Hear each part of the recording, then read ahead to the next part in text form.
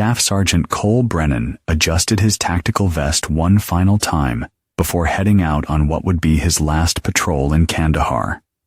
He was 28 years old, built like a linebacker, with steel gray eyes that had seen too much. Cole had spent the better part of 6 years serving his country in the most dangerous corners of the world. His hands were calloused from weapons training and hardened by desert sand or a simple gold wedding band that caught the Afghan sun. Back home in Fort Campbell, Kentucky, his wife Amy and 8-year-old daughter Sophie represented everything pure in his world. Amy, a former nursing student with auburn hair and green eyes, had captured his heart during their college years at Eastern Kentucky University. She possessed an infectious laugh and a way of making even the darkest days seem brighter. Sophie, their miracle child after 3 miscarriages, had inherited her mother's beauty and her father's determination. Cole's background was forged in adversity. Raised by a single mother in the hollers of Eastern Kentucky after his father abandoned them when Cole was 7, he learned early that the world was unforgiving to the weak. His mother, Martha, worked double shifts at the local diner to keep food on the table, teaching Cole that loyalty was everything and betrayal was unforgivable. When local bullies targeted him for his second-hand clothes and absent father, Cole didn't run to authority figures.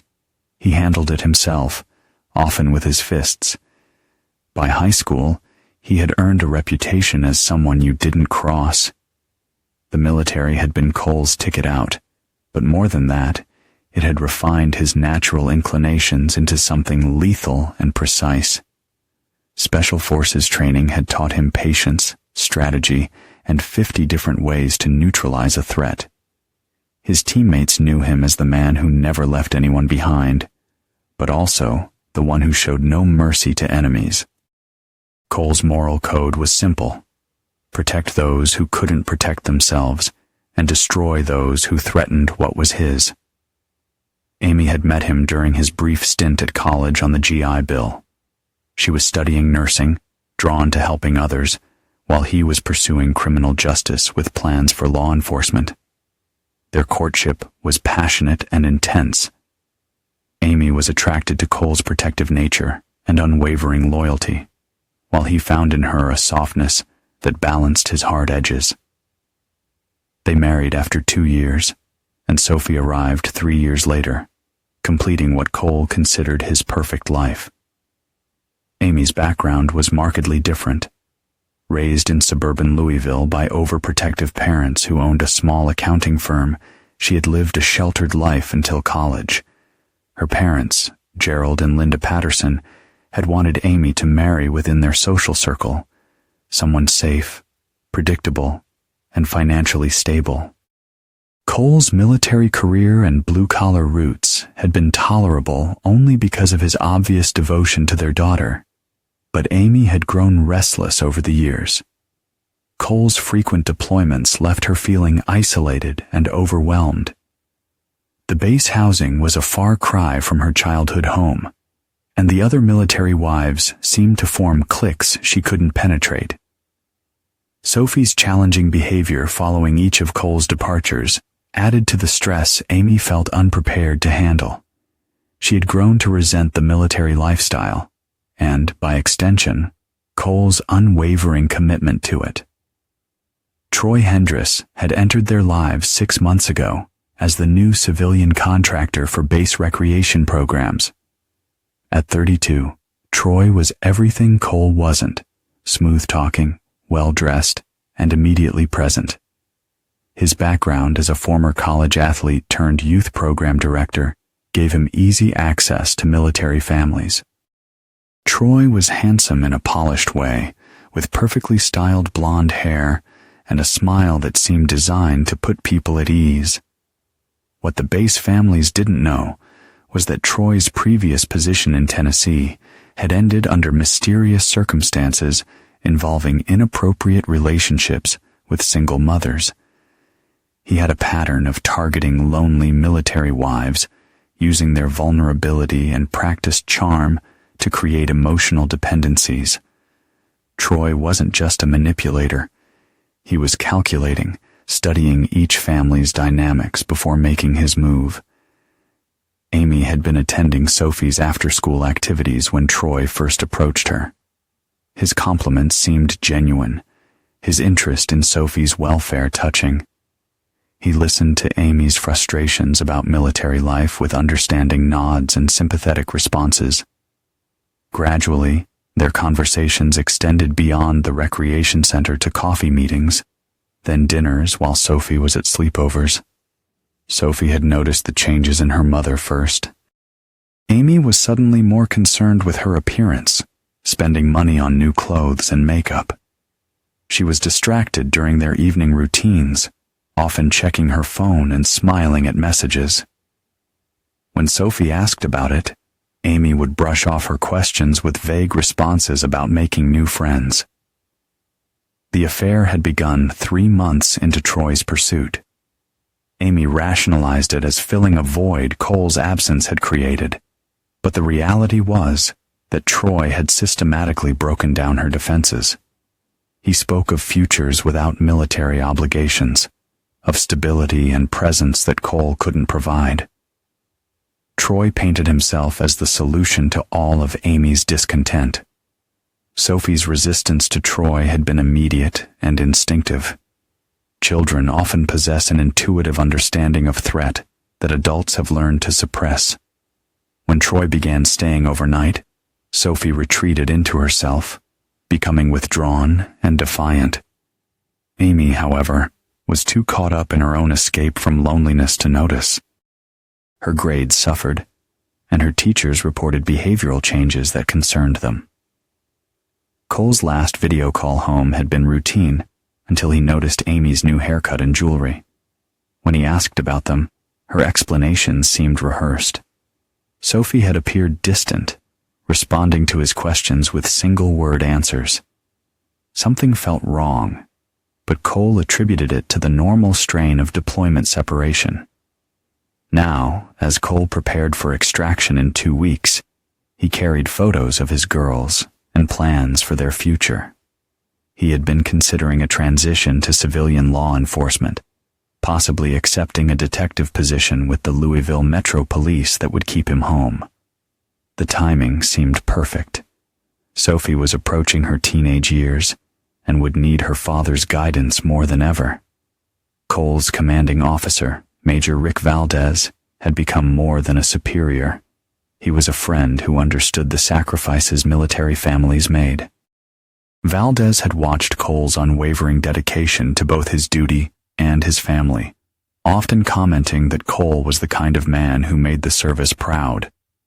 The two men had shared countless conversations about the challenges of balancing military service with family life. As Cole checked his communication device for messages from home, he felt the familiar pain of missing his daughter's bedtime stories and Amy's late-night conversations. Tomorrow's patrol would be routine, sweeping a sector they had cleared dozens of times before. In 14 days, he would board a transport home to the life he had spent 6 years building and protecting. He had no way of knowing that 2,000 miles away, his 8-year-old daughter was about to make a choice that would change everything. Sophie had reached her breaking point with Troy's increasingly aggressive demands for respect and obedience. Her mother's boyfriend had been escalating his control over their household, making rules about Sophie's behavior and punishing her when Amy wasn't around. The foundation of Cole Brennan's world was about to crumble. But from that destruction would emerge something far more dangerous than the decorated soldier who had served his country with honor. What was coming would test every principle Cole had lived by and ultimately reveal the lengths a father would go to protect his child and exact justice on those who betrayed his trust. The call came at 0347 hours, jolting Cole from the light sleep that was all a soldier could afford in a hostile environment. The secure satellite phone in the communications tent was reserved for emergencies, deaths, critical injuries, or family crises that required immediate attention. Cole's stomach dropped as he recognized the number displayed on the caller ID. Walter Reed, National Military Medical Center. Major Valdez had accompanied him to take the call, understanding that whatever news awaited would likely require official consideration. Cole's hands remained steady as he accepted the phone, but his jaw tightened with apprehension. Staff Sergeant Brennan, this is Nurse Jennifer Morrison from Walter Reed. Your daughter Sophie has been admitted to our pediatric unit. The words hit Cole like incoming artillery. His voice remained controlled, years of military training suppressing the immediate panic. What's her condition, ma'am? She has a concussion, 3 broken ribs, and a fractured left arm. She was injured in a fall downstairs at your home. Sir, I need to patch you through to her doctor. But first, the nurse's voice dropped to a whisper. Sophie specifically asked to speak with you. She says it's important. Cole's vision narrowed to a pinpoint of focus as the video connection stabilized. The hospital room appeared on the small screen, and then his daughter's face filled the frame. Sophie's left eye was swollen shut, her arm encased in a bright pink cast that seemed grotesquely cheerful against the backdrop of medical equipment. But it was the look in her remaining visible eye that stopped Cole's heart, a mixture of pain, fear, and desperate relief at seeing her father's face. Daddy? Sophie's voice was small and hoarse. I'm here, baby girl. Daddy's here. Cole's voice was gentle, but Major Valdez could see the storm building behind his friend's eyes. Your daughter is here, sir. Nurse Morrison's voice could be heard off camera, and Cole caught a glimpse of his wife, Amy, in the background, speaking in hushed tones with a tall blonde man Cole didn't recognize. Sophie's next words would replay in Cole's mind for the rest of his life. Daddy, Mom's friend forced me to call him Dad, and when I refused, he pushed me down the stairs. The phone trembled in Cole's grip as Sophie continued, tears streaming down her bruised face. He said you weren't coming back, and I had to forget about you. When I said I would never call him Daddy, he got really mad. He grabbed my arm and I fell. Through the video connection, Cole heard the nurse whisper to someone off camera, He's down the hall with your wife. Cole's transformation was immediate and terrifying. The caring father disappeared, replaced by something cold and predatory. Major Valdez had seen Cole in combat. He had watched him eliminate threats with clinical efficiency. But this was different. This was personal. Sophie, listen to Daddy very carefully. Cole's voice was steady, but carried an undertone that made even the seasoned Major shift uncomfortably. I want you to tell me exactly what happened from the beginning. Can you do that for me? Sophie nodded and began her story, each word carving deeper into Cole's soul. Troy had been staying over regularly for the past month, asserting authority over household rules and Sophie's behavior. He had implemented a bedtime routine that included Sophie saying goodnight to him as Dad, something that made her physically ill. When Amy was working her part-time shifts at the base clinic, Troy had become increasingly aggressive about enforcing his rules. The incident had occurred 3 days ago when Sophie had openly defied Troy's demand that she call him father in front of visiting neighbors. In a rage, Troy had grabbed Sophie's arm with enough force to leave bruises, then shoved her toward the stairs leading to her room. Sophie had lost her balance and tumbled down the full flight, landing hard on the tile floor below. Amy had returned home to find Sophie unconscious at the bottom of the stairs, with Troy claiming the child had tripped while running upstairs. The story had satisfied the initial emergency response team, but inconsistencies in the timeline and Sophie's injuries had raised red flags among the medical staff. The doctors here are asking lots of questions, Sophie whispered into the phone. Mom keeps telling them I fell by myself, but I didn't, Daddy. I promise I didn't.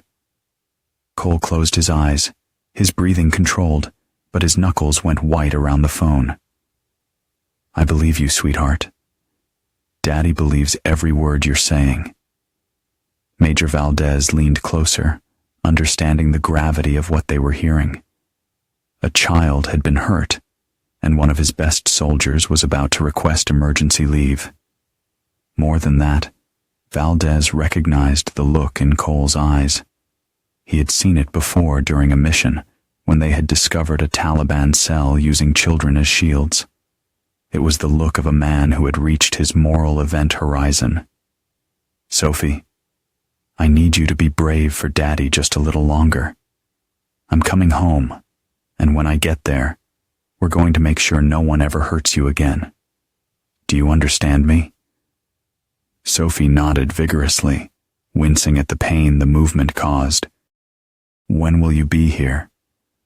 Very soon, baby girl. You focus on getting better and let the doctors and nurses take care of you. Don't worry about anything else. The call ended, and Cole sat in silence for several minutes, staring at the now dark screen.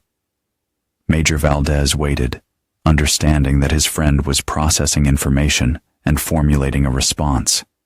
When Cole finally spoke, his voice was flat and emotionless. I need emergency leave, sir. My daughter has been hurt by my wife's companion, and she needs her father.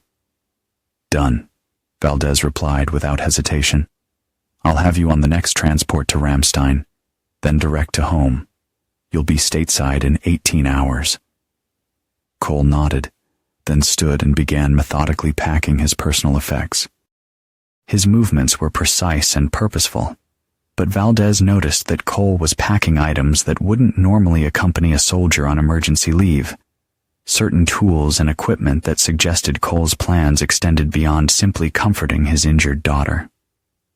Cole, Valdez said carefully, whatever you're thinking about doing when you get home, remember that you're still subject to military justice. Don't let anger make you do something that destroys your future. Cole glanced at Valdez, his eyes cold and resolved. Cole paused in his packing and met his commanding officer's gaze.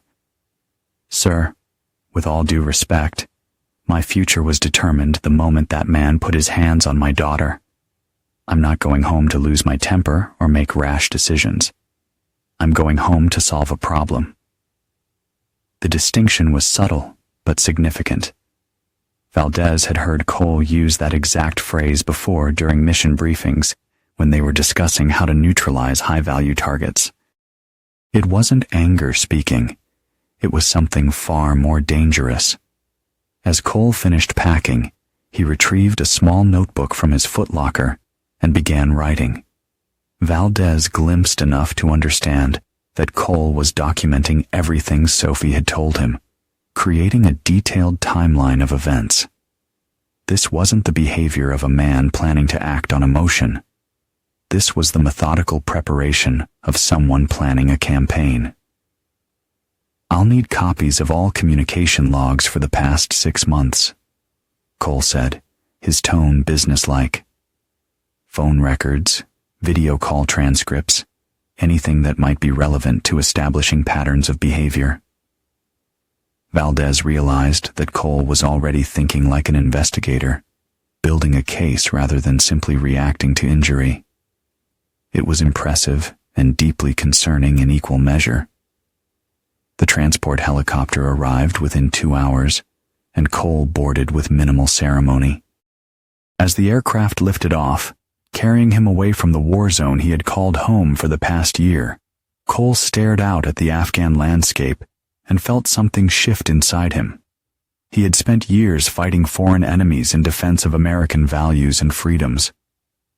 Now, he was returning home to fight a different kind of war, one where the enemy had infiltrated his most sacred ground. During the long flight to Germany, Cole used the time to research everything he could find about Troy Hendress. Military networks provided access to background check databases, and Cole systematically compiled information about his target. What he discovered only deepened his resolve. Troy's employment history showed a pattern of short-term positions, each ending with vague references to policy violations or inappropriate conduct. There were no criminal charges, but the circumstantial evidence painted a picture of a man who specialized in exploiting vulnerable families. Cole found 3 previous instances where Troy had been involved with military wives during deployment periods, each relationship ending when the husband returned home. But this time was different. This time, Troy had crossed a line that Cole considered unforgivable. He had hurt a child. Not just any child, but Cole's child, the most precious thing in his universe.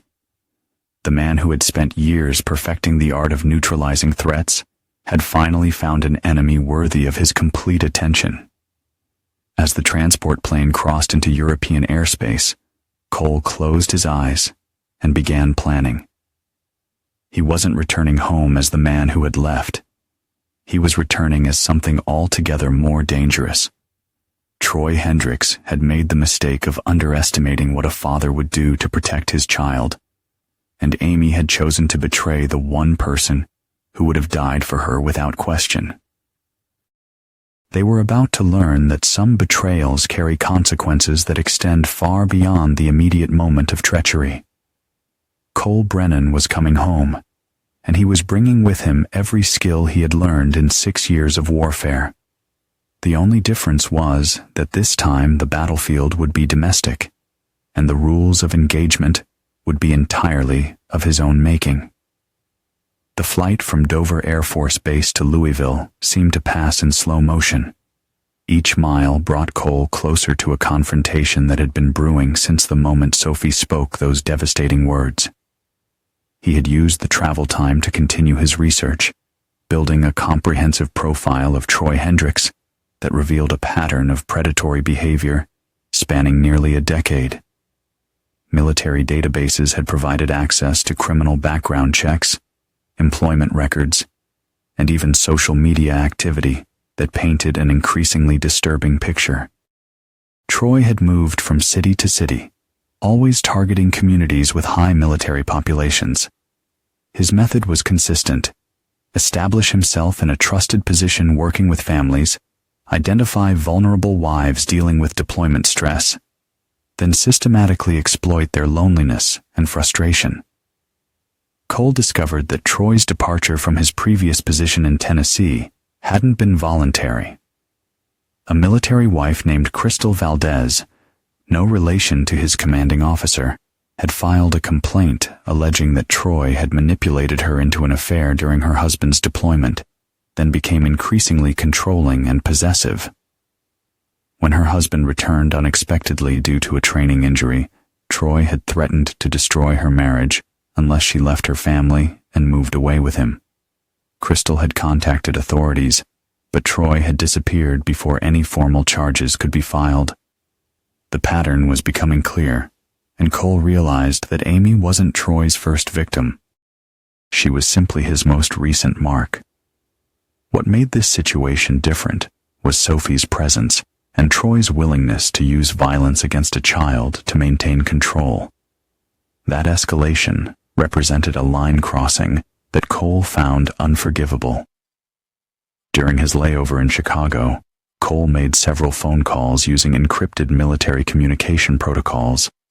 The first was to his old friend Danny Rodriguez, who had left the service 2 years earlier and now worked as a private investigator in Louisville. Danny owed Cole his life after Cole had carried him 2 miles through hostile territory following an IED explosion, and their bond had only strengthened over the years. "Jesus, Cole, I heard about Sophie through the base network." Danny's voice was tight with anger. "How bad is it?" Cole provided a clinical summary of Sophie's injuries and the circumstances surrounding them, watching Danny's expression darken through the video connection. Danny had children of his own and understood the depth of Cole's rage. "What do you need from me?" Danny asked without hesitation. Everything you can find on Troy Hendress and his relationship with my wife. Financial records, communication logs, surveillance footage from around my house. I want to know every detail of how this happened and who else might be involved." Danny nodded, already taking notes. "I've got contacts at Louisville Metro who can access traffic camera footage and cell tower data. Give me 24 hours and I'll have a complete timeline of their affair." Cole's second call was to his lawyer, Frank Peterson, who specialized in military family law and had helped several of Cole's fellow soldiers navigate difficult divorces. Frank's reputation for aggressive advocacy had made him popular among service members who needed someone willing to fight for their rights. "Cole, I've been expecting your call since I heard about Sophie," Frank said. "First things first, we need to establish temporary custody and get a protection order in place. Sophie's testimony about the assault gives us grounds for immediate action." "What about Amy's role in covering this up?" Cole asked. Frank was quiet for a moment. "That's complicated. If we can prove she knew about the harm and failed to protect Sophie, we might have grounds for charges of child endangerment. But prosecution would depend on the district attorney's willingness to pursue the case." Cole's third call was the most difficult. He contacted his mother, Martha, who had been caring for her elderly sister in eastern Kentucky and was unaware of the crisis. Martha's voice cracked as Cole explained what had happened to her granddaughter. "That man hurt Sophie." Martha's accent thickened with emotion. "Cole, you know I've never interfered in your marriage, but I always had a bad feeling about that girl. She was too good at playing innocent while looking for something better." Martha's assessment of Amy had always been harsh, based on her observation that Amy seemed to view Cole's military service as a temporary inconvenience rather than an honorable calling. Martha had noticed Amy's reluctance to embrace military life and her tendency to complain about sacrifices that other military wives accepted without question. "I'm coming up to help with Sophie," Martha announced.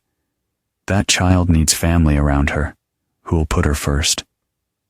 Cole's final preparation involved a stop at a 24-hour sporting goods store near the airport, where he used his military ID to purchase several items that would be useful for surveillance and information gathering. His selections were careful and deliberate. Night vision equipment, high-quality cameras with telephoto lenses, and electronic devices that would allow him to monitor communications. The drive from Louisville to Fort Campbell took 90 minutes, giving Cole time to process the intelligence Danny had already begun providing through encrypted messages. Surveillance footage from traffic cameras showed Troy's vehicle at Cole's house on dozens of occasions over the past 3 months, often arriving shortly after Amy left for work and remaining for hours. Cell phone records revealed a pattern of constant communication between Amy and Troy, including late-night calls that lasted for hours and text message exchanges that numbered in the hundreds per week. Most damning were the timestamps showing that Amy and Troy had been in contact within hours of Sophie's accident, coordinating their story before emergency responders arrived. Cole arrived at Fort Campbell just after midnight. The base was familiar, yet somehow different now that he understood what had been happening in his absence.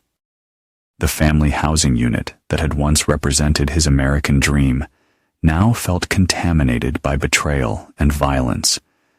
He parked several blocks away and approached on foot, using skills learned in urban warfare to remain undetected. The house was dark, except for a single lamp in the living room, and Troy's BMW was parked in the driveway where Cole's own vehicle should have been. The symbolism was not lost on him. Another man had taken his place in every aspect of his life. Cole spent 2 hours conducting surveillance, documenting the layout of the property, and noting security vulnerabilities. Troy had grown comfortable in his position, making no effort to conceal his presence or maintain operational security. The man's arrogance would be useful in the coming confrontation. At 0300 hours, Cole made his approach to the house, using lockpicking skills learned during specialized training to gain entry through the back door. The silence of the house was broken only by the sound of two people sleeping in what had once been Cole's bedroom. He moved through the familiar rooms like a ghost, noting changes Amy had made during his absence. Family photos that had once included Cole had been replaced or turned face down. Sophie's artwork from school no longer covered the refrigerator, and her favorite toys were scattered carelessly around the living room instead of being properly organized in her bedroom. The house felt like a crime scene where his family's life had been methodically erased. In Sophie's bedroom, Cole found evidence of the confrontation that had sent his daughter to the hospital. Scratches on the hardwood floor showed where furniture had been moved, and a small blood stain on the carpet near the stairs had been inadequately cleaned. Troy's attempt to cover up evidence of the harm only deepened Cole's resolve.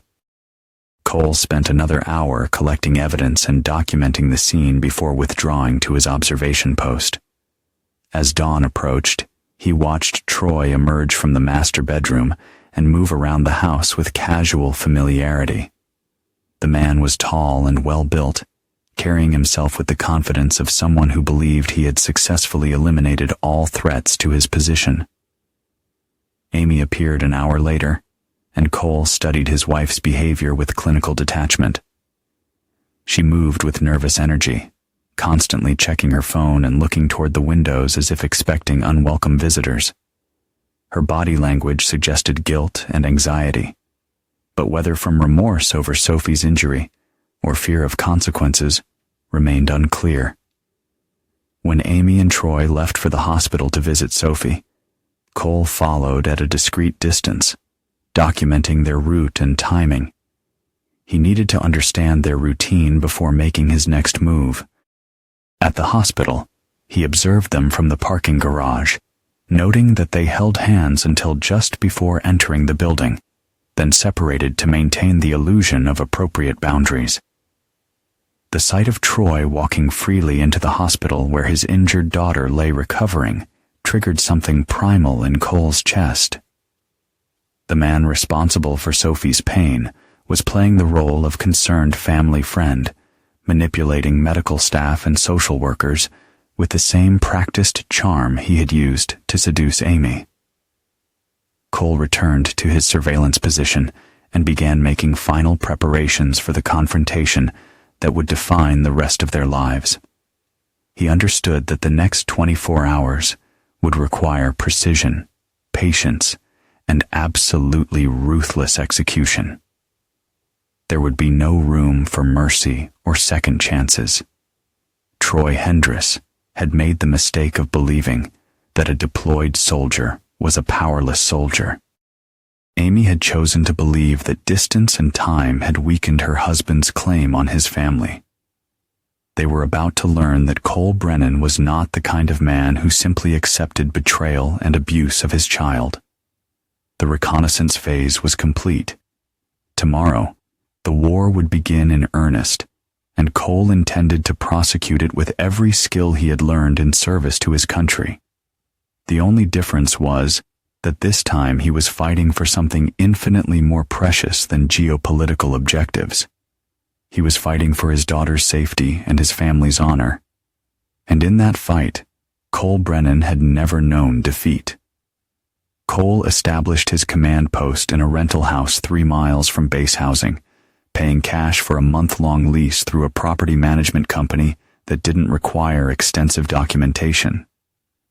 The modest 2-bedroom home provided perfect line-of-sight surveillance of his target area while offering multiple exit routes and secure storage for his equipment.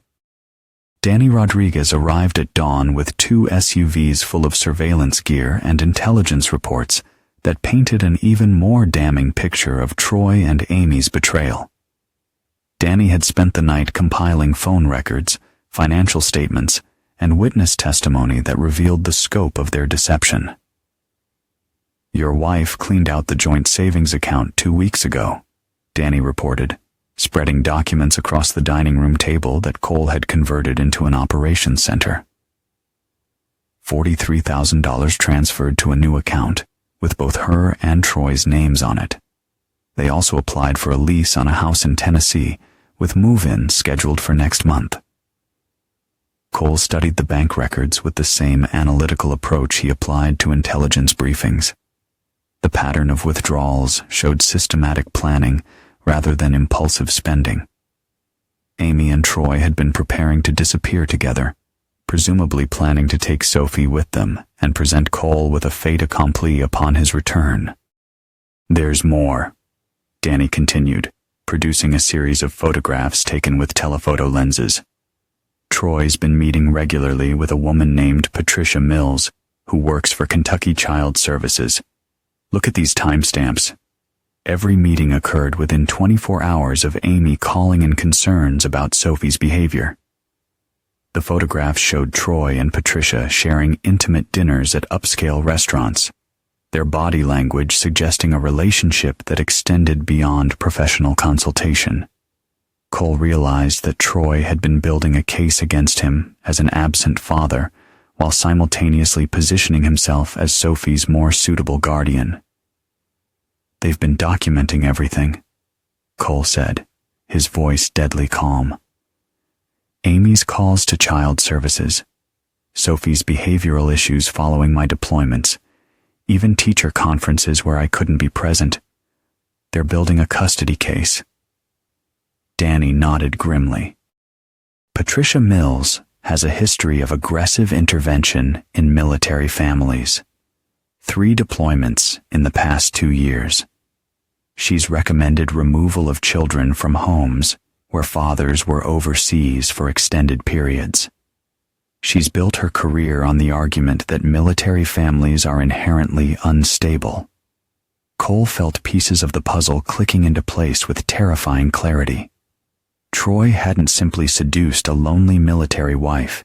He had orchestrated a comprehensive campaign to eliminate Cole from his daughter's life permanently.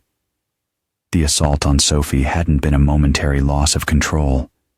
It had been part of a calculated strategy to force compliance from a child who represented the last obstacle to Troy's complete victory.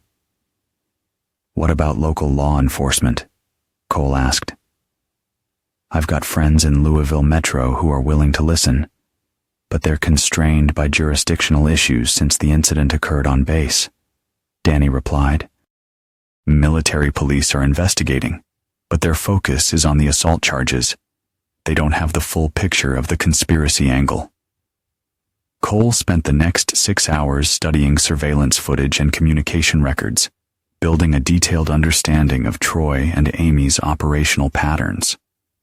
They maintained a careful facade of propriety in public, while behaving like an established couple in private.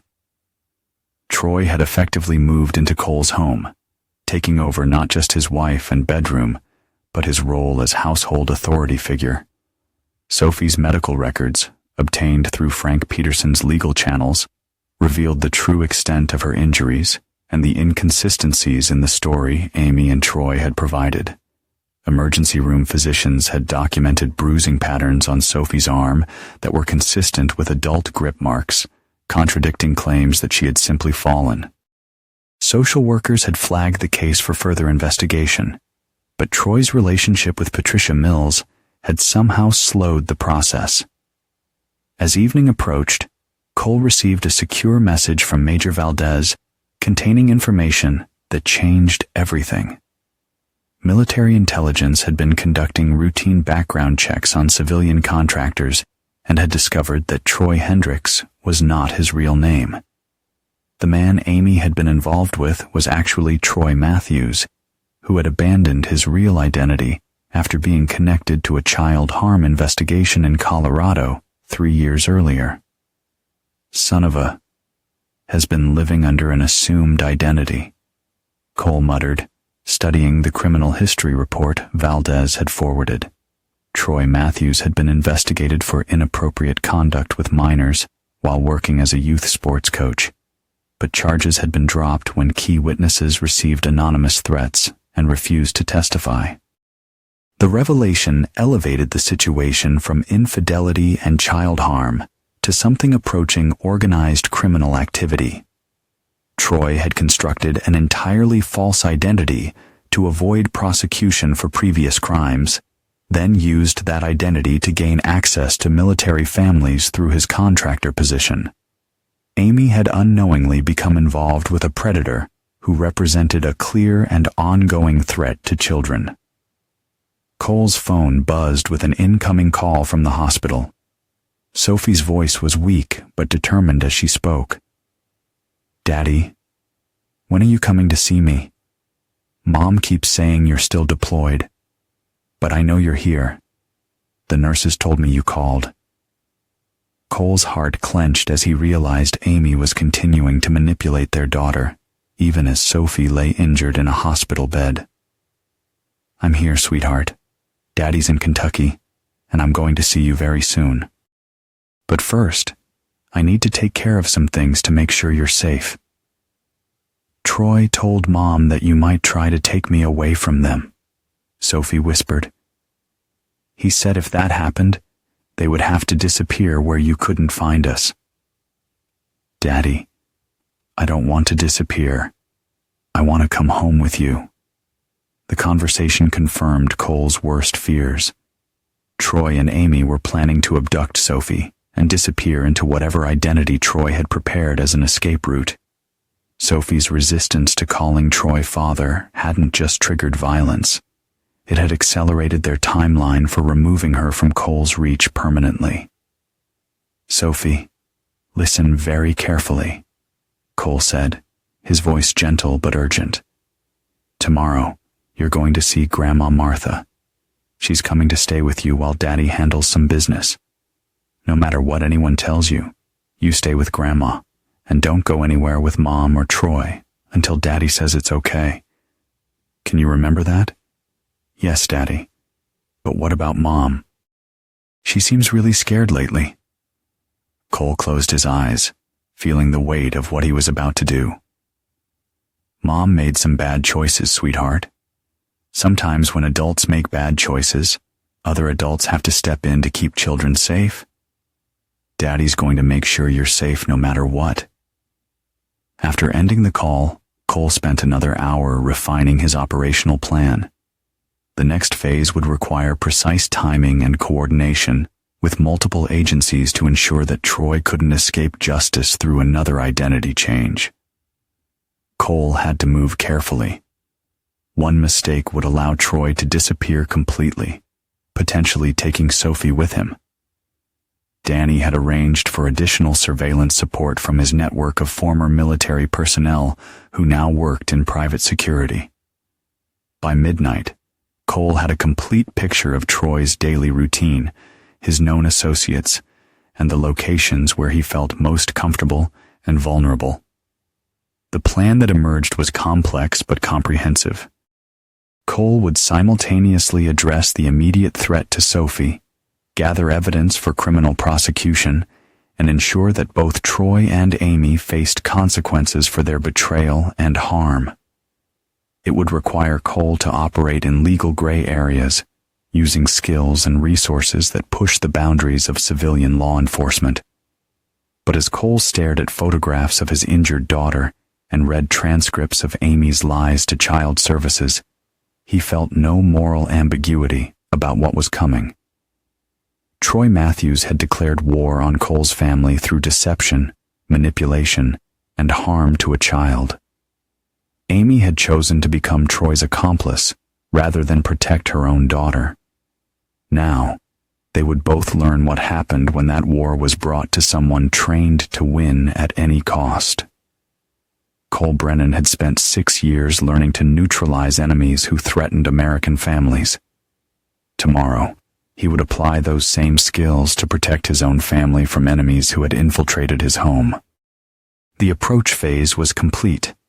Cole had gathered intelligence, positioned resources, and prepared for decisive action.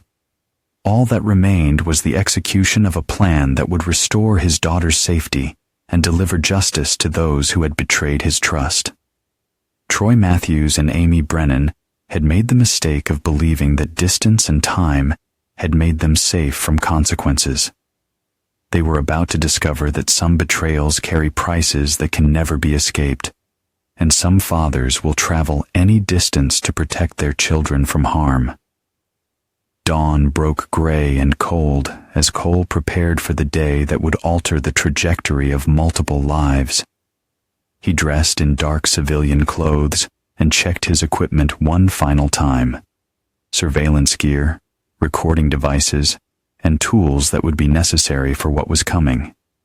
His movements were methodical and calm, the product of years spent preparing for operations where failure meant disaster. Martha Brennan arrived at the hospital at 800 hours, exactly as Cole had instructed. His mother's presence served multiple purposes, providing Sophie with family support, creating a witness to Amy's behavior, and establishing legal grounds for Cole to petition for emergency custody. Martha's reputation in the community as a respected woman who had raised her son alone would carry weight with authorities.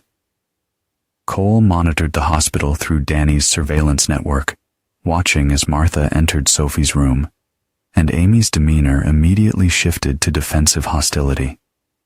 The conversation between the two women was brief and tense, with Amy clearly uncomfortable having her mother-in-law present during this crisis. "Amy's nervous," Danny reported through radio communication.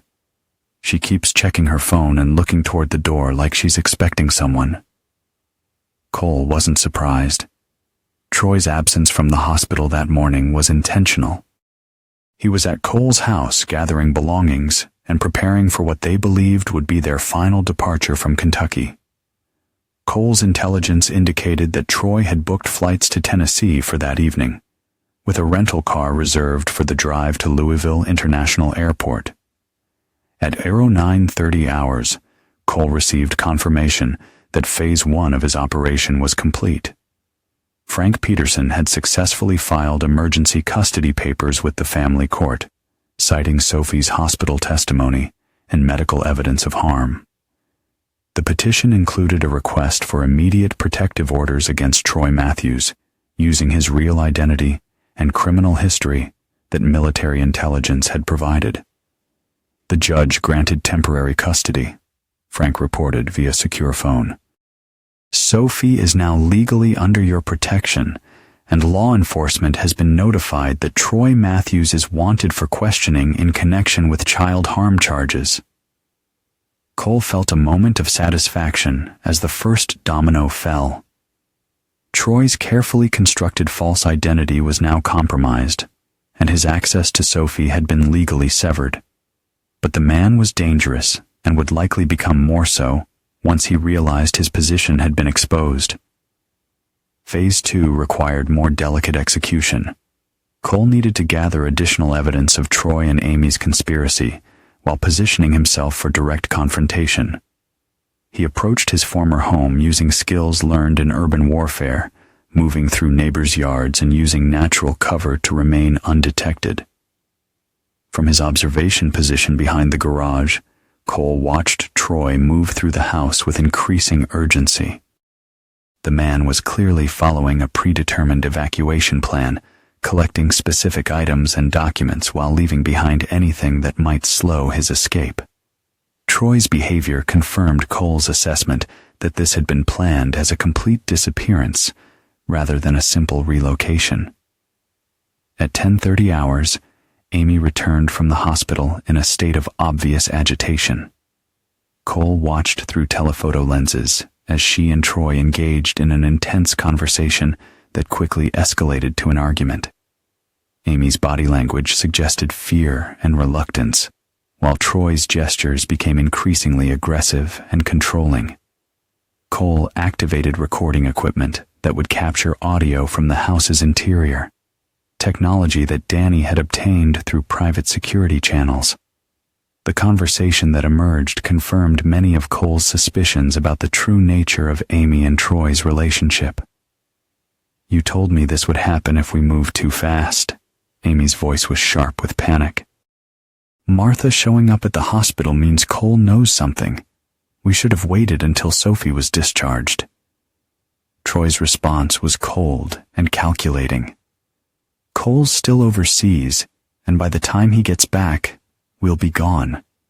Sophie will adjust to calling me father once she understands there's no choice. She's hurt, Troy. Maybe we should reconsider. The kid fell downstairs because she was being defiant. That's what happens when children don't respect authority. Once we're settled in Tennessee, she'll learn proper behavior. Cole's hands tightened around the recording equipment as Troy continued speaking, his tone growing more menacing. You've got two choices, Amy. Come with me now, or explain to Child Services why you allowed your daughter to be injured while you were with another man. Patricia Mills will make sure you lose custody either way, but at least with me, you'll have a future. The conversation revealed the full scope of Troy's manipulation.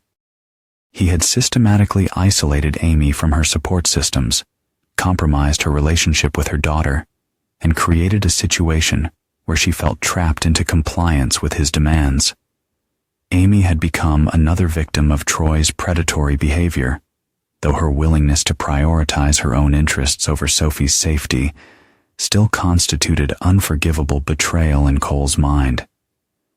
At 11:45 hours, Cole's surveillance detected movement that changed the operational picture dramatically. A Kentucky State Police cruiser pulled into the driveway, followed by a Child Services vehicle. Patricia Mills emerged from the sedan, accompanied by two social workers Cole didn't recognize. The arrival of authorities should have represented a positive development, but Cole's intelligence suggested otherwise. Patricia Mills's relationship with Troy meant that this visit was likely coordinated to remove Sophie from the hospital and place her in Troy's custody before Cole could intervene. The timing was too convenient to be coincidental. Cole immediately activated emergency protocols, contacting Frank Peterson and Major Valdez simultaneously. They're making their move, he reported. Mills is at my house with state police backup. This is the custody grab we anticipated. Frank's response was swift. I'm en route to the hospital with federal marshals. Military family law supersedes state authority in this case, and we have evidence that Mills is compromised. Sophie won't be going anywhere. Cole realized that the next few hours would determine whether his family's future was decided by law and evidence, or by force and deception. Troy had revealed himself as someone willing to use violence against children and manipulation of government agencies to achieve his goals. Such a person would not surrender simply because legal documents had been filed. The confrontation Cole had been planning was about to become inevitable. Troy would soon discover that his false identity had been exposed, his criminal history had been revealed, and his access to Sophie had been legally terminated. His response would likely be desperate and dangerous. Cole checked his equipment one final time and began moving toward the house. 6 years of military training had prepared him for this moment, not the specific circumstances, but the psychological and tactical requirements of engaging an enemy who threatened everything he held sacred.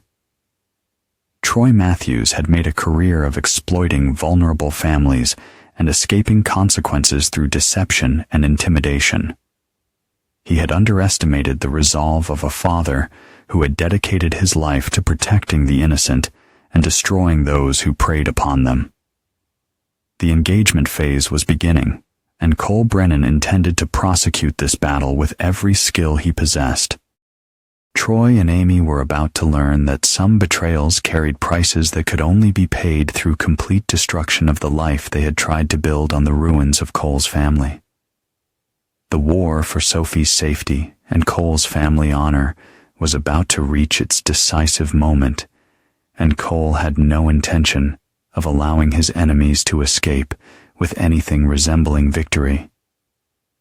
Cole approached his house with the methodical precision of a special operations soldier advancing on a high-value target. Every step was calculated, every angle of approach considered for maximum tactical advantage. The presence of state police complicated the situation, but didn't change his ultimate objective: protecting Sophie and neutralizing the threat Troy represented. Through his earpiece, Cole received updates from Frank Peterson at the hospital. Federal marshals have secured Sophie's room. Mills and her team were denied access, and she's demanding to speak with you immediately. Something's got her spooked. The timing confirmed Cole's suspicions that Patricia Mills and Troy had coordinated their actions to remove Sophie from protective custody before Cole could intervene. Now that their plan had been disrupted, both would likely become increasingly desperate and unpredictable. From his concealed position, Cole observed the interaction between Troy, Amy, and the authorities at his front door. Patricia Mills appeared to be explaining something to the state police officers while Troy maintained a facade of concerned family friend. Amy stood to one side, her body language suggesting she wanted to be anywhere else. Cole activated his recording equipment as voices became audible from the porch. Mr. Hendress has been serving as a father figure to the child during her father's deployment, Patricia Mills was explaining to the officers. Given the girl's recent behavioral issues and the circumstances of her injury, we believe temporary placement with Mr. Hendress would be in her best interest. Troy nodded gravely, playing his role perfectly. Sophie has been struggling with abandonment issues related to her father's extended absences. Amy and I have been providing stability during a difficult time. Cole felt his jaw tighten as he listened to Troy manipulate trained professionals with practiced lies. The man's ability to present himself as a caring authority figure while concealing his true predatory nature was both impressive and infuriating. The lead state police officer, a sergeant named Williams according to his name tag, seemed uncomfortable with the situation. "Ma'am, we've got conflicting paperwork here. Federal custody order says the child stays where she is, but you're saying state jurisdiction applies." Patricia Mills's response revealed the extent of her corruption. The federal order is based on incomplete information provided by an absent father who has no direct knowledge of the current situation. Military deployment doesn't supersede child welfare concerns. Cole had heard enough. He keyed his radio and spoke quietly to Danny. "Initiate Phase 3. I'm going in."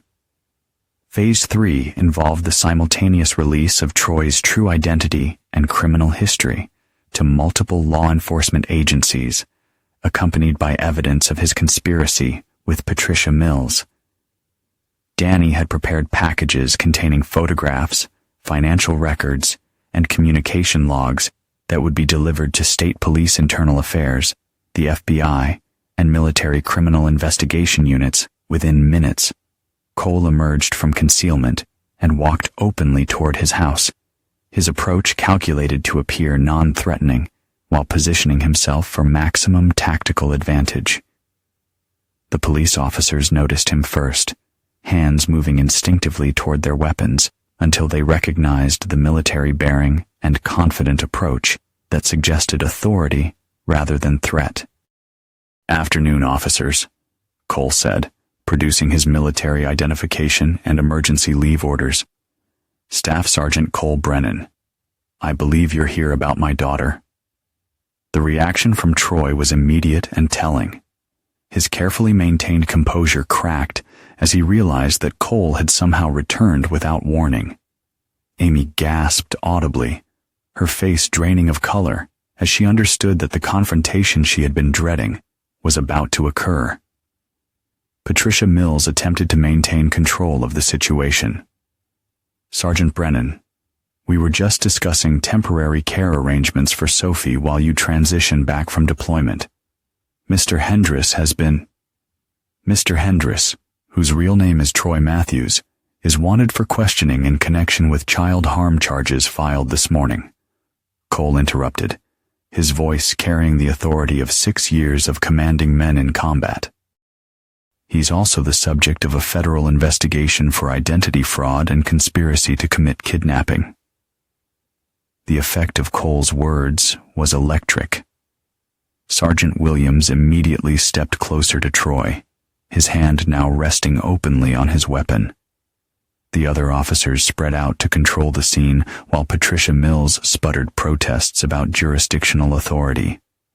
Troy's mask finally slipped completely, revealing the predator beneath the carefully constructed facade. "You think you can just show up and destroy what we've built here? Amy chose me, soldier boy. Your daughter was learning to respect proper authority until you poisoned her mind against me." Cole's response was delivered with glacial calm. "My daughter is 8 years old.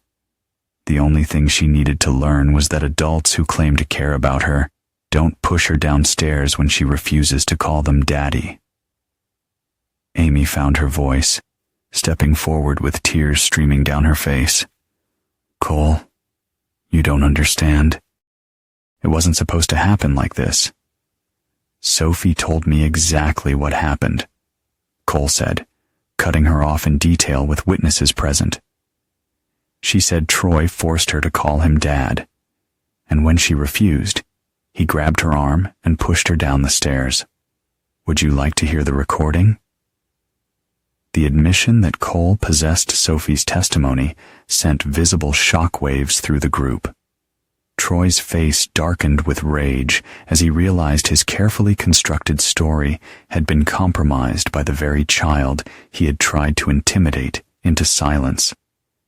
"That little brat is lying," Troy snarled, abandoning any pretense of civility. "She's been nothing but trouble since day one, disrespecting me and undermining my authority. She needed to learn consequences." The words hung in the air like a confession, recorded by multiple devices and witnessed by sworn law enforcement officers. Troy had just admitted to deliberately harming a child as punishment for disobedience, destroying any remaining credibility he might have possessed. Sergeant Williams stepped forward, hand now on his handcuffs. "Sir, I'm going to need you to place your hands behind your back. You're under arrest for suspected child harm." Troy's reaction was swift and violent. Instead of complying, he lunged toward Amy, grabbing her arm and attempting to use her as a human shield. "Back off!" Amy sobbed loudly as Troy's words destroyed any remaining possibility of reconciliation with Cole. The crude revelation of intimate details served no purpose except to inflict maximum emotional damage on everyone present. It demonstrated that Troy's motivations had never been love or even desire. They had been conquest and destruction of Cole's family for its own sake. Cole looked at Amy with the detached assessment of a soldier evaluating collateral damage. The woman he had married and loved was still there, but she had made choices that placed her in the enemy camp. Her tears and apparent remorse didn't change the fundamental reality that she had chosen Troy over her own daughter's safety. "Officers," Cole said, his voice returning to professional calm, "I believe you'll find that Ms. Mills also has some explaining to do regarding her relationship with the suspect and her attempts to circumvent federal custody orders." Patricia Mills had been attempting to fade into the background during the confrontation, but Cole's words brought unwanted attention back to her role in the conspiracy. Sergeant Williams looked at her with new skepticism as he considered the implications of coordinated corruption. As Troy was loaded into the police cruiser, he made eye contact with Cole through the window. The look that passed between them was electric with mutual recognition. Two predators acknowledging each other across the artificial constraints of civilization. Troy understood that he had underestimated his opponent catastrophically, while Cole understood that legal justice might not be sufficient to ensure his family's permanent safety. The immediate threat had been neutralized. But Cole realized that the confrontation was far from over. Troy would likely make bail. Patricia Mills would attempt to cover her tracks, and Amy would need to face consequences for her role in endangering Sophie. The legal system would handle some aspects of justice, but Cole had learned that some problems required more direct solutions. As the police vehicles departed with their prisoners, Cole stood in the driveway of the house that had once represented his American dream. The physical structure remained, but everything it had symbolized had been destroyed by betrayal and violence. Now, it was just a piece of real estate in a larger battlefield where the war for his family's future would continue to be fought. The confrontation phase was complete, but Cole understood that victory required more than simply removing immediate threats. Troy Matthews had revealed himself as someone who would never stop hunting what he considered his property, and Amy had demonstrated that her loyalty could not be trusted when tested. Complete security for Sophie would require more permanent solutions. Cole Brennan had spent 6 years learning to eliminate threats to American families. Now, he would apply those same skills to protect his own family, regardless of what legal or moral boundaries he might need to cross. Some enemies could only be stopped through total destruction, and Cole was prepared to deliver exactly that level of justice. The legal proceedings moved with surprising speed once federal authorities took control of the case. Troy's fingerprints confirmed his real identity as Troy Matthews, wanted in 3 states for crimes ranging from identity fraud to child endangerment. His carefully constructed false persona collapsed under scrutiny, revealing a pattern of predatory behaviors spanning over a decade. Patricia Mills fared little better. FBI investigation revealed financial payments from Troy totaling nearly $15,000 over 6 months, along with evidence that she had deliberately delayed investigations into multiple military families to benefit Troy's manipulation schemes. Her corruption had enabled Troy to target vulnerable wives and children while their protectors served overseas. Cole spent the morning at Fort Campbell's legal offices working with Frank Peterson to finalize custody arrangements and coordinate with military criminal investigators. Sophie's testimony had been recorded under controlled conditions, providing prosecutors with devastating evidence of Troy's violence and manipulation tactics. "The DA is talking about a plea bargain," Frank reported during their consultation. "Troy's lawyer wants to negotiate down to simple assault in exchange for information about other victims." Cole's response was immediate and non-negotiable. "No deals. Sophie deserves justice, and every other family he's destroyed deserves to see him face full consequences for his actions." Frank nodded, understanding Cole's position. "The evidence is strong enough that we don't need his cooperation. Multiple victims from previous locations have come forward now that his real identity is public. He's looking at serious federal time, even without the Kentucky charges." But Cole knew that legal justice, while satisfying, wouldn't address the deeper problem. Troy had demonstrated that he viewed Sophie as property to be reclaimed and Amy as a possession to be controlled. Even from prison, such a man might find ways to continue threatening Cole's family through associates or hired surrogates. Amy's situation was more complex and personally devastating. She had been released pending investigation into charges of child endangerment and conspiracy. Her role in covering up Sophie's harm and planning to flee with Troy made her legally culpable, but her status as another of Troy's victims complicated prosecution decisions. Cole found Amy sitting in her car outside the base legal offices, clearly waiting for him to emerge. Her appearance shocked him. She looked like she had aged years in the past few days, her face drawn and her eyes haunted by the magnitude of what she had lost. "Cole, please," she said as he approached. "Can we talk just for a few minutes?" Against his better judgment, Cole agreed to hear what she had to say. They drove to a quiet park near the base, a place where they had brought Sophie for picnics during happier times. The irony of the location wasn't lost on either of them. "I know you'll never forgive me," Amy began, her voice thick with tears. "I know I don't deserve forgiveness, but I need you to understand that I never meant for Sophie to get hurt. I was lonely and confused, and Troy made me feel like someone special again." Cole listened without interruption as Amy described Troy's manipulation tactics, how he had gradually isolated her from friends, convinced her that Cole's military service demonstrated his lack of commitment to family, and painted himself as the solution to all her problems. Her account matched profiles of domestic abuse victims, but Cole felt no sympathy for someone who had chosen her own emotional needs over her child's safety. He said, "You were planning to leave the military and take Sophie away from me."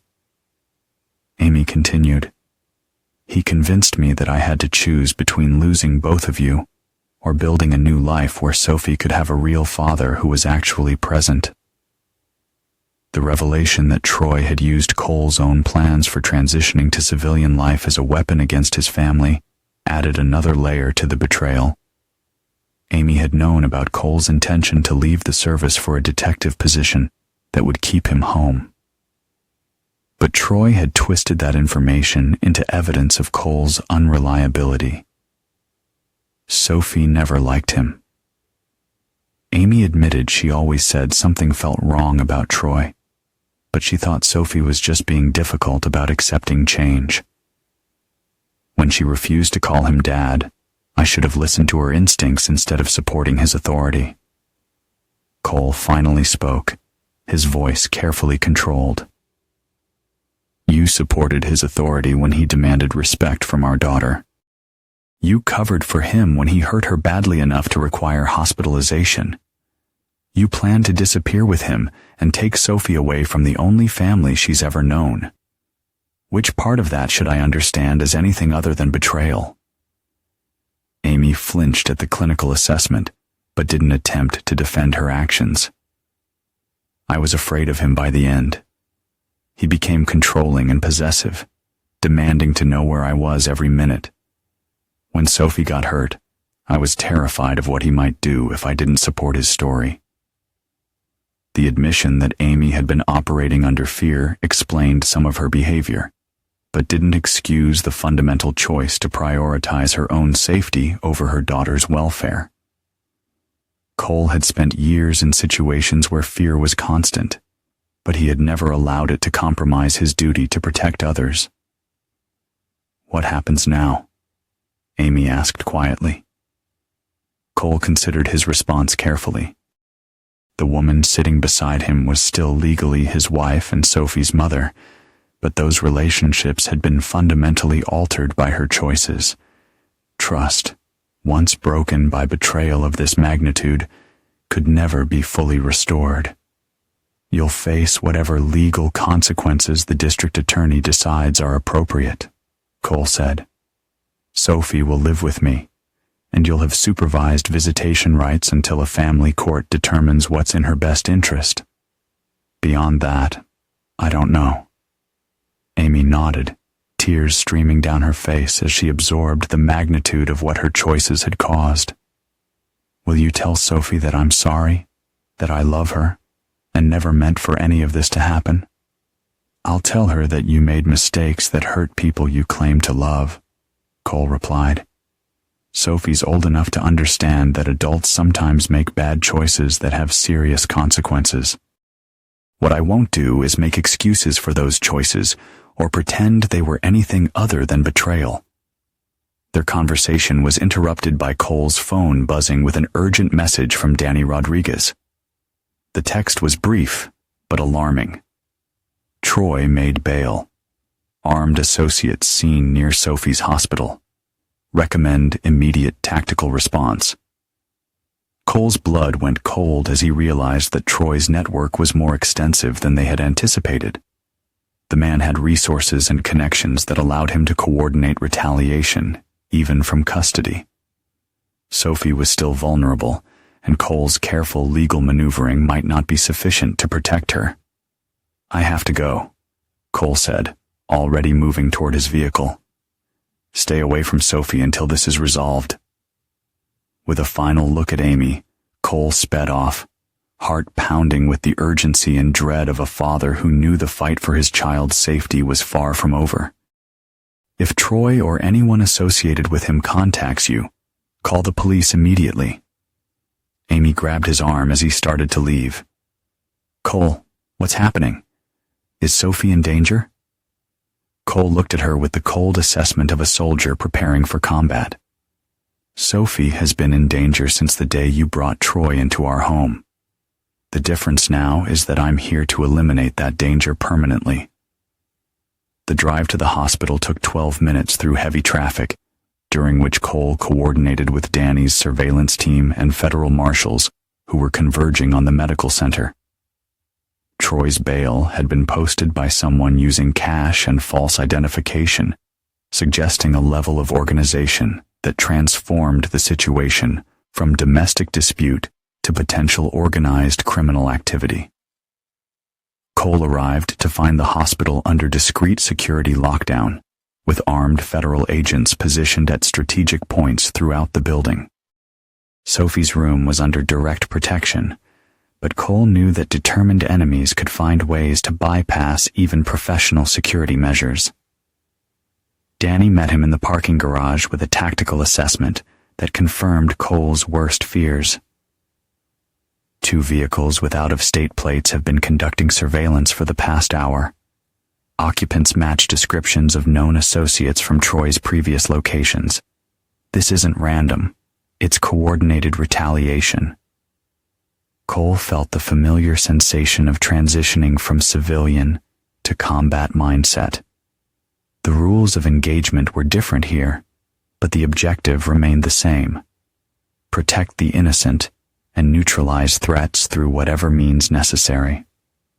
"Martha's with Sophie and both are secure," Danny continued, "but federal marshals think this might be a probing action to test our response.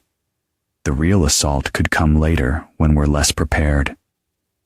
Cole realized that Troy's arrest had only escalated the danger rather than eliminating it. The man had revealed the existence of a criminal network dedicated to exploiting military families, and Cole's family had become the focal point of their retaliation efforts. The reckoning that Cole had anticipated was about to begin, but it would extend far beyond the personal betrayal of his wife and the assault on his daughter. Troy Matthews represented a threat to military families throughout the region, and Cole understood that permanent security required the complete destruction of that threat network. Legal justice would handle some aspects of the problem, but Cole's military training had taught him that some enemies could only be stopped through direct action. The war for his family's safety was entering its most dangerous phase, and Cole was prepared to prosecute that war with every skill he possessed. Troy Matthews had made the mistake of escalating a personal conflict into an organized campaign against a special forces soldier's family, one who would not rest until the threat was eradicated for good. He was about to learn that some battles could only end with the complete destruction of one side or the other. And Cole Brennan had never known defeat when the stakes included protecting innocent lives. The federal task force established their command center in a secure conference room 3 floors below Sophie's hospital room, transforming the medical facility into a fortress designed to protect one 8-year-old girl from a network of predators.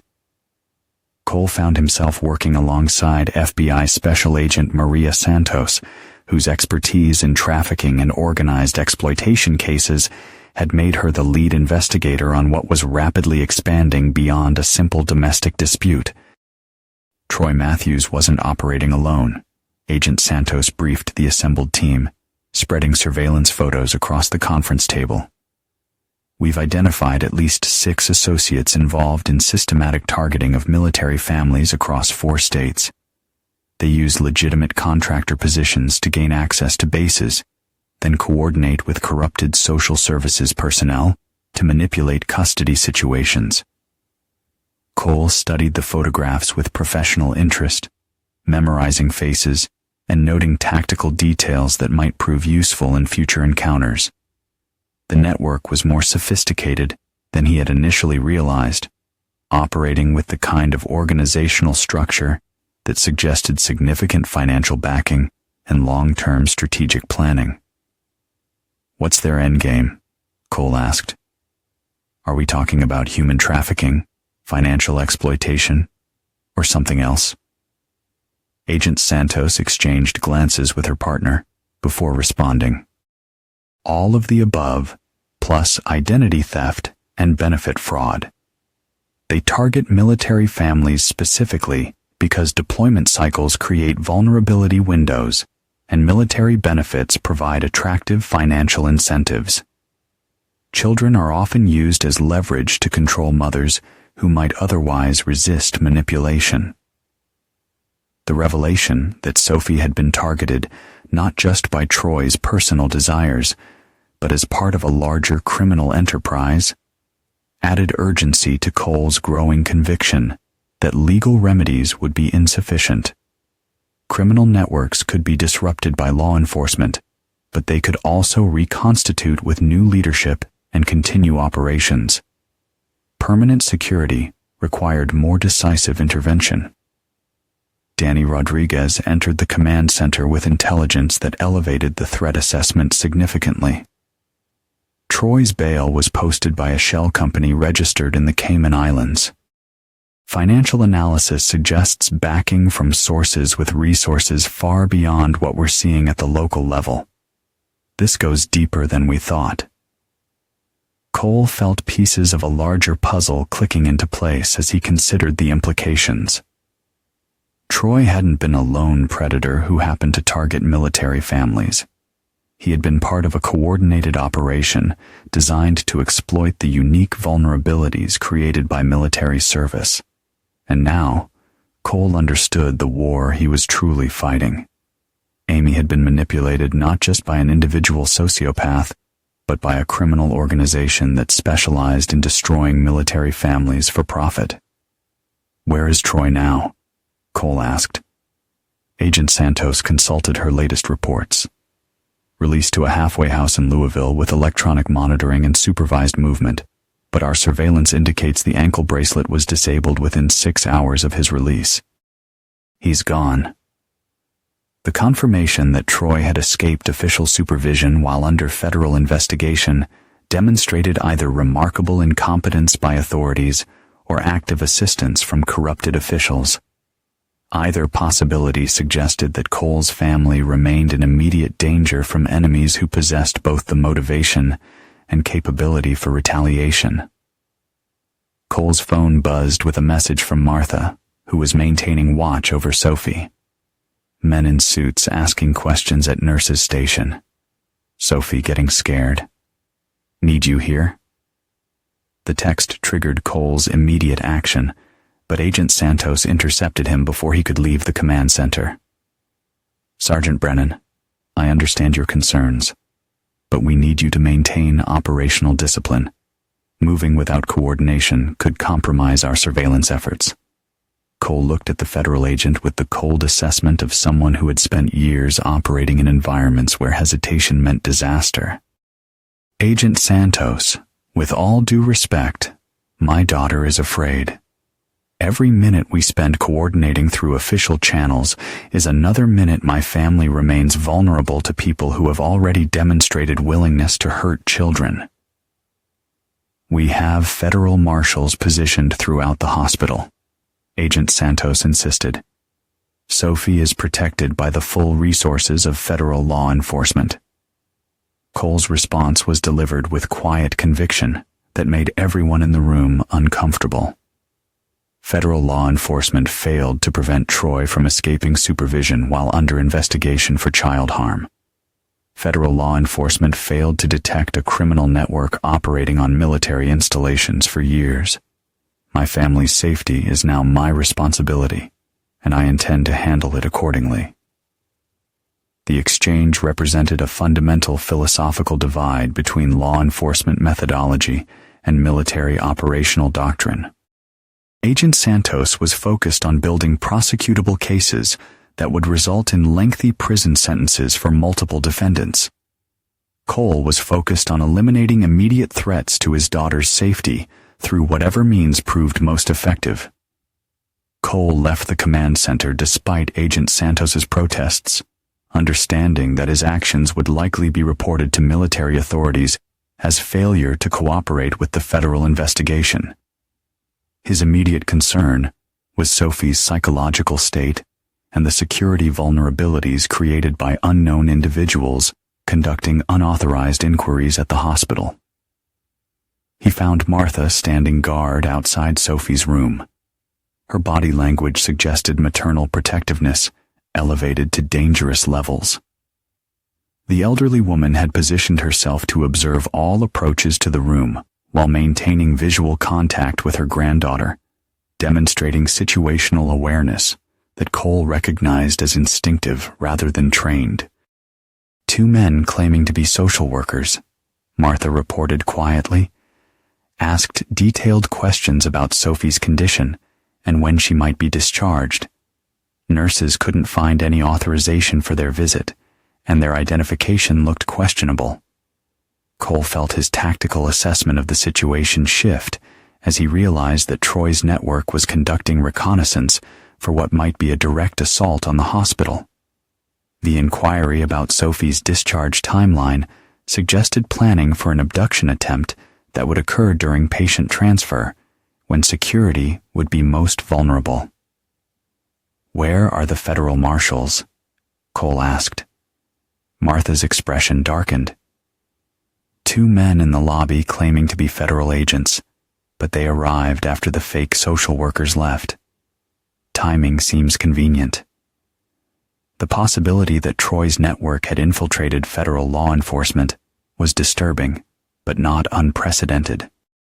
Criminal organizations with sufficient resources often maintained corrupted contacts within government agencies, providing advanced warning of official actions and coordination opportunities for criminal activities. Cole entered Sophie's room to find his daughter awake, but withdrawn, clearly affected by the stress of constant security concerns and unfamiliar faces asking probing questions.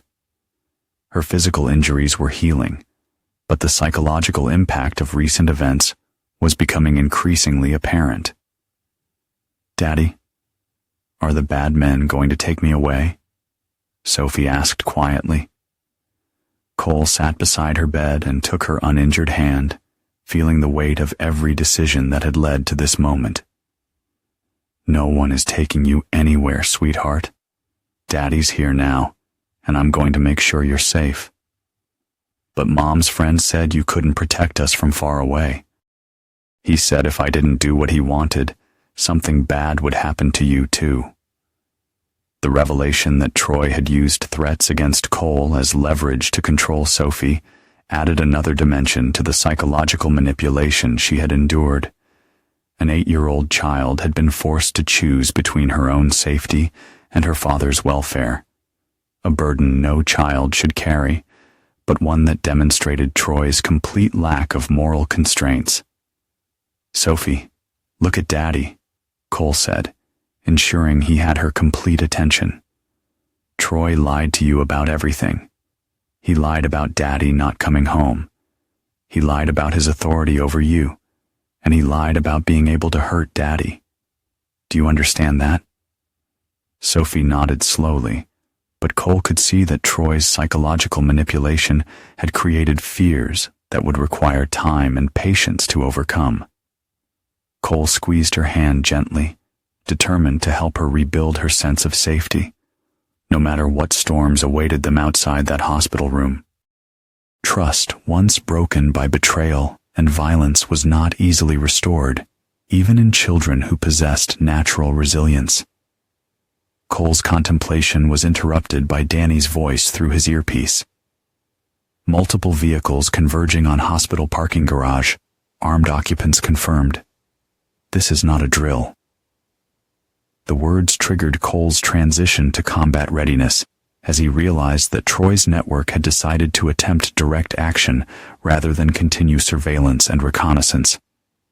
They were about to discover what happened when a criminal organization declared war on a Special Forces soldier's family.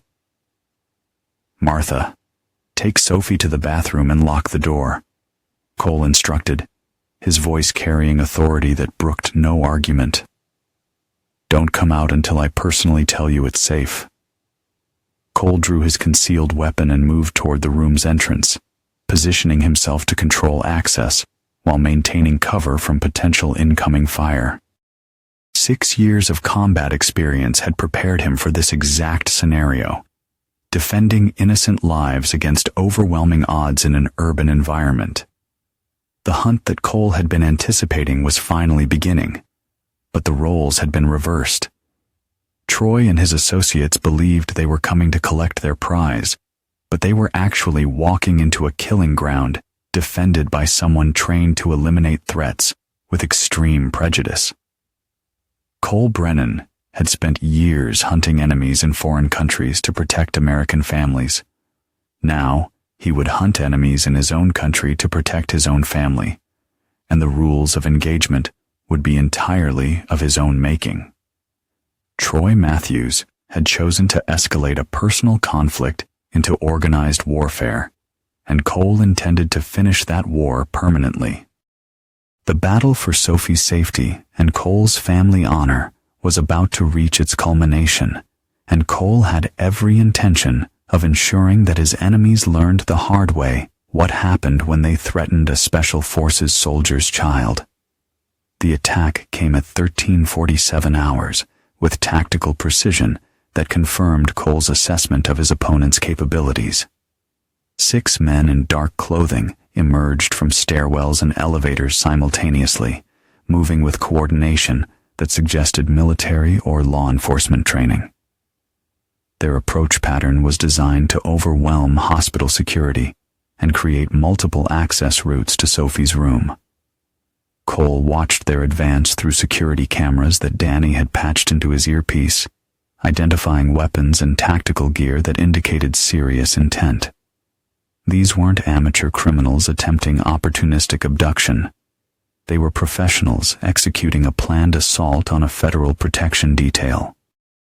"Federal marshals in the lobby are down," Danny reported through radio communication. "Unknown substances deployed, possibly chemical sedatives. Hospital security is requesting immediate evacuation of the pediatric wing."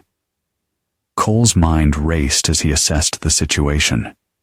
The attackers had neutralized the federal marshals, likely using chemical agents to incapacitate them without raising immediate alarms. This level of sophistication suggested that Troy's network had significant resources and training. Cole knew he was outnumbered and outgunned, but he also knew that he had the element of surprise and the high ground. He activated his radio, broadcasting on a frequency he knew the attackers would be monitoring. "This is Sergeant Brennan. You're in a secure federal facility with hostages. Stand down and surrender your weapons, or you will be engaged with lethal force." There was a moment of silence, then a voice responded, "Sergeant Brennan, we have orders to extract the child. Stand aside, or you will be eliminated." Cole's response was cold and calculated. "You're in my house now. Come and get her." With that, the battle for Sophie's life began in earnest. Cole took a deep breath, steadied his weapon, and prepared to defend his family against all comers. Cole realized that the attack was even more sophisticated than he had anticipated, employing non-lethal chemical weapons to neutralize official protection without creating obvious evidence of violence.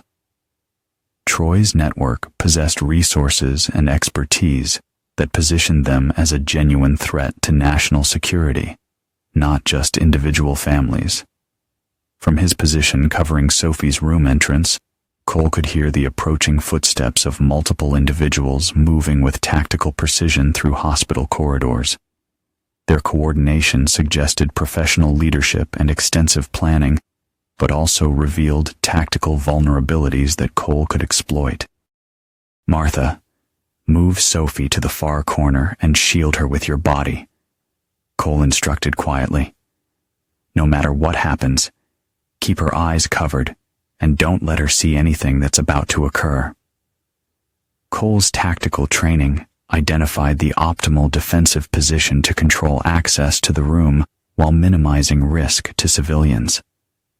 The hospital's narrow corridors would force attackers to approach in limited numbers, negating their numerical advantage and allowing Cole to engage them individually rather than simultaneously. The first attacker appeared in the doorway at 13:49 hours, moving with professional confidence that evaporated the moment he encountered Cole's defensive position. Cole's years of combat experience had taught him that overwhelming violence applied at the moment of contact often eliminated opposition before they could effectively respond. The engagement was brief and decisive. Cole's military training had prepared him for exactly this scenario: close-quarters combat in confined spaces against multiple opponents. His movements were fluid and lethal, each action calculated to neutralize threats while maintaining position to protect the innocent lives behind him. The second and third attackers arrived within seconds of the first, but found themselves facing a defensive position that had been optimized for exactly their approach vector. Cole's tactical superiority became apparent as professional criminals discovered the difference between intimidating civilians and engaging a special forces soldier defending his family. Agent Santos and her tactical team arrived during the final phase of Cole's defense, finding hospital corridors littered with neutralized threats and medical staff beginning to emerge from lockdown positions. The federal response had been delayed by the chemical attack on their advanced team, but Cole's independent action had eliminated the immediate danger. "Jesus Christ, Brennan," Agent Santos said, surveying the scene with professional assessment. 6 armed men taken down by 1 defender. That's either exceptional training or exceptional motivation. Cole's response was delivered while checking each attacker to ensure they posed no continuing threat. "These men threatened my daughter, and I responded accordingly." The aftermath revealed the true scope of Troy's criminal network and their systematic targeting of military families. Electronic devices recovered from the attackers contained communication logs detailing operations against dozens of families across multiple states, financial records showing millions of dollars in fraudulent benefits claims, and evidence of corruption within child services agencies at state and federal levels. Troy Matthews himself was discovered in a surveillance vehicle 3 blocks from the hospital, coordinating the assault through encrypted communications while maintaining distance from actual violence. His capture provided federal investigators with access to the network's leadership structure and operational methods, effectively dismantling an organization that had operated with impunity for years. "The scope of this conspiracy is unprecedented," Agent Santos reported during the post-incident briefing. "Systematic exploitation of military families, corruption of government agencies, and use of children as leverage for financial fraud. Your family's resistance exposed an operation that was affecting hundreds of victims." Cole felt satisfaction at the confirmation that his actions had protected more than just his own family, but his primary focus remained on Sophie's recovery and long-term security. The immediate physical threat had been eliminated, but the psychological damage inflicted by Troy's manipulation would require time and professional intervention to fully address. Amy's role in the conspiracy remained legally complex, but her cooperation with federal investigators and obvious status as another of Troy's victims resulted in reduced charges and supervised probation rather than imprisonment. Her relationship with Cole and Sophie had been irreparably damaged, but she would maintain limited visitation rights under court supervision. The custody hearing 3 weeks later was largely ceremonial, with family court granting Cole full legal custody based on evidence of Amy's endangerment of Sophie and her cooperation with criminal activities. Sophie would remain with Cole and Martha, surrounded by family members who prioritized her safety above all other considerations. 6 months later, Cole had transitioned to civilian law enforcement as planned, accepting a detective position with Louisville Metro Police that specialized in crimes against children. His military experience and intimate understanding of predatory networks made him uniquely qualified to protect other families from threats similar to what his own family had endured. Sophie's recovery was gradual but steady, aided by professional counseling and the security of knowing that her father had eliminated the threats against her family permanently. She would carry psychological scars from Troy's abuse, but she would also carry the knowledge that her father had moved heaven and earth to protect her when she needed him most. In the end, the strength of family, the power of a parent's devotion, and the courage born of love triumphed over the darkness that had once threatened to tear them apart. And for the first time in a long while, both Cole and Sophie could sleep soundly, knowing they were finally safe. Amy attempted reconciliation several times, but Cole's position remained unchanged. Trust, once broken by betrayal of this magnitude, could not be restored through apologies or promises of changed behavior. She had chosen Troy over her own daughter's safety, and that choice carried consequences that would last for the rest of their lives. Troy Matthews was sentenced to 45 years in federal prison without possibility of parole, his criminal network dismantled, and its assets seized for victim compensation. The other attackers received similarly lengthy sentences, effectively eliminating the organization that had terrorized military families for years.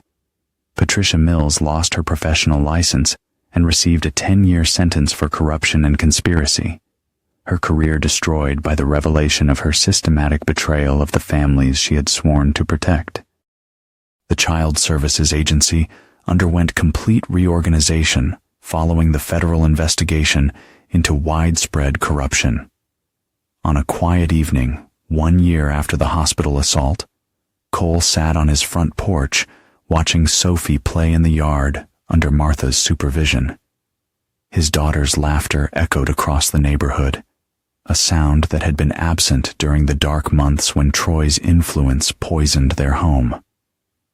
Danny Rodriguez joined him on the porch, both men sharing the comfortable silence of soldiers who had fought together and emerged victorious. The friendship forged in combat had extended to civilian life, with Danny serving as Sophie's honorary uncle and Cole's business partner in a private security firm specializing in protecting military families. "Any regrets?" Danny asked, referring to the violence that had been necessary to protect Sophie and eliminate Troy's network. Cole considered the question seriously before responding. "I regret that it took so long to recognize the threat. I regret that Sophie had to suffer because of my absence and Amy's choices. But I don't regret anything I did to protect my family once I understood what was at stake." The conversation was interrupted by Sophie running toward the porch, her arm fully healed and her spirit largely restored by months of security and unconditional love. She climbed into Cole's lap with the easy affection of a child who had never doubted her father's commitment to her welfare. "Daddy, Grandma says you're a hero who saved me from the bad men," Sophie said, looking up at him with eyes that had regained their innocence. "Is that true?" Cole hugged his daughter close, feeling the weight of every decision that had brought them to this moment of peace and security. "Daddy did what any father would do, sweetheart. I protected the most important thing in my life." Sophie smiled and settled against Cole's chest, secure in the knowledge that her father would always be there to shield her from harm. For the first time in a long while, Cole Brennan believed that their future truly belonged to them, unshadowed by the danger and betrayal that had once threatened to tear them apart. The trauma inflicted by Troy's abuse was healing, replaced by the unshakable confidence that came from knowing she was loved and protected by someone who would never betray that trust. As the sun set over Fort Campbell, Cole reflected on the lessons learned during the most challenging campaign of his military career. He had discovered that the most important battles were not fought in foreign countries against distant enemies, but at home against threats that targeted the innocent and defenseless. Troy Matthews had made the mistake of believing that distance and deception made military families vulnerable to exploitation. He had underestimated the lengths to which a father would go to protect his child and the skills that a special forces soldier would bring to that protection. The war for Sophie's safety had been won decisively, with Cole's enemies either imprisoned or eliminated, and his family's future secured through his own actions. Some battles could only be won through overwhelming force applied without hesitation or mercy, and Cole had demonstrated his willingness to cross any line necessary to protect innocent lives. Troy's criminal network had been destroyed. Amy's betrayal had been punished. Sophie's safety had been ensured through Cole's complete victory over those who had threatened his family. The resolution had come at a cost, but it was a price Cole would pay again without hesitation if circumstances required such action. Cole Brennan had served his country with honor in foreign wars, but his greatest victory had come in defense of his own family against enemies who had infiltrated his home. The skills learned in military service had found their highest purpose in protecting the one innocent life that mattered more to him than his own survival. In the gathering darkness of evening, Cole held his daughter close and knew that the price of her safety had been worth every sacrifice required to ensure it. Some battles were too important to lose, and some enemies too dangerous to allow survival. Cole had fought such a battle and emerged victorious, with his family's future secure and his conscience clear. The reckoning was complete, and justice had been served with the overwhelming finality that only a father's love could deliver.